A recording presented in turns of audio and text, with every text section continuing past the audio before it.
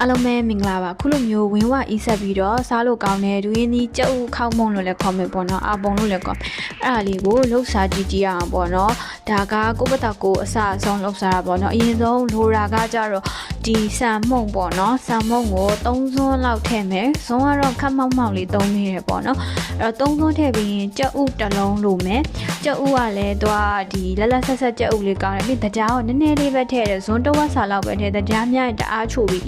ရေကို2စွန်းခွဲလောက်ထည့်တယ်ပေါ့နော်ထည့်ပြီးလို့ရှိရင်တေချာလေးခောက်ပွေးမှွေပေးမယ်ပေါ့နော်အဲ့ဒါမှဒီဆန်မုံလေးနဲ့ကြက်ဥတွေတရားတွေကရောသွားမှာပေါ့နော်စားလေးနည်းနည်းလေးထည့်ပြီးရင်ဒီမှွေတဲ့ဆက်လေးနဲ့ထပ်မှွေပြီးအဲ့ဒါမှပုတ်ပွားလေးဖြစ်တာပေါ့နော်ဆက်နဲ့မှွေပြီး9မိနစ်လောက်ခဏနှက်ထားမယ်နောက်တစ်ခုလိုတာကအနှစ်လို့ဖို့အတွက်အုံသီးခရင်အမှုန့်ပေါ့နော်ဒါလေးသုံးတယ်ဘာလို့လဲဆိုတော့အုံနို့ဆိုလို့ရှိရင်ကြာရှည်မခံဘူးလေအုံသီးခရင်အမှုန့်ကတော်တော်ကောင်းတယ်ပြီးရင်တရားကိုတစ်စွန်းလောက်ထည့်လိုက်တယ်ပြီးရင်ရေကို2စွန်းခွဲနီးပါးလောက်ထည့်ပြီးတော့မှွေပေးလိုက်တယ်ပေါ့နော်ပြီးရင်ဒွေးနီးပတ်လေးတွေကိုဒီ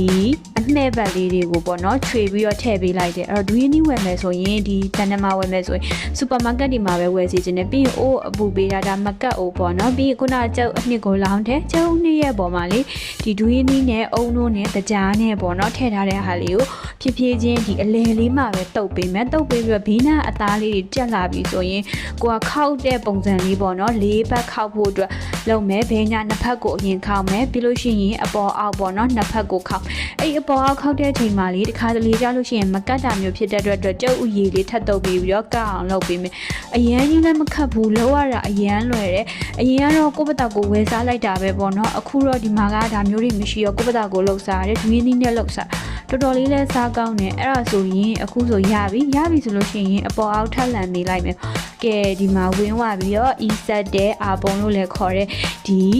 ကြက်ဥခောက်မုံလေးပေါ့နော်ရှားပါပြီးဒွေးနီးလေးနဲ့ဒီဖဲ့လိုက်လို့ရှိရင်လေအထက်ကဒွေးနီးနဲ့အုံလုံးနဲ့ဆက်ထားတာလေးတွေကြတော်တော်လေးလဲစားကောင်းတယ်ကိုလိုက်လို့စားကြည့်နော်နှစ်ခုဆိုလို့ရှိရင်တော်တော်ဘိုက်ဝနေပြီဒွေးနီးကတော့စူပါမားကတ်တွေမှာဝယ်ပါအုံသီးမော့ရန်ဆန်မော့ရန်ပဲလိုပါတယ်